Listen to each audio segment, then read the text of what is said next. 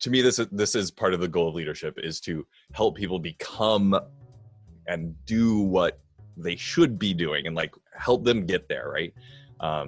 And help them be the best that they can be. Like that's really what your job is. And so, yeah, this is, I think, when you haven't been in leadership, or honestly, if you're a bad leader, these are what people sometimes confuse being a leader with. So, is the goal of being a leader to make people like you, or is it the opposite? Is it to have people not like you, like to be demanding?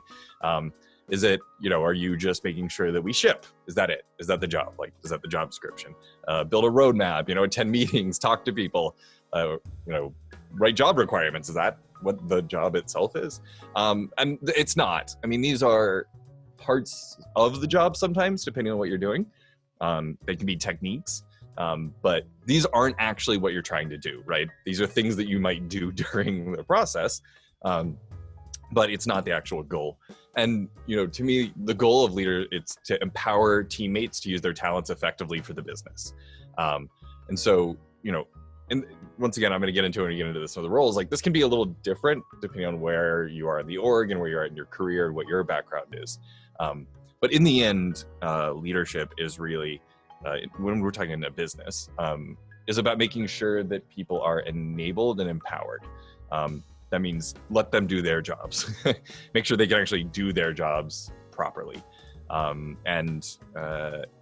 think that, every decision I try to make in my day-to-day life, if we're going to make a change about, I'm writing a job description, right? I should write one that helps everybody get their job done better and understand what they're doing.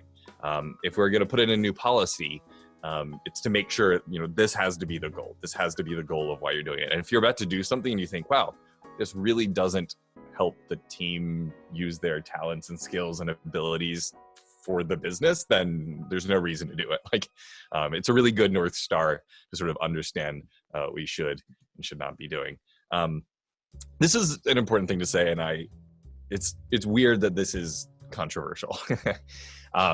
People want to do a good job. That's a principle that I truly believe. Like, yeah, almost nobody, there are psychopaths, but let's take psychopaths out of it. Nobody starts a job with the intention of being ineffective, angry, disempowered, passive aggressive. Now, you probably work with people who have these attributes, right? But they didn't start that way. That's not the way that it's first day on the job and you're just like, oh, I don't want to do any work. I hate everybody. That's like, when that happens, to me, that's leadership's failure. Like, that's a great sign that something is going wrong. And that's, if I have somebody on one of my teams who's acting like that, that's my thing to fix. I need to go figure this out. Something is wrong. At some moment they lost a passion, or they felt disempowered is usually the cause.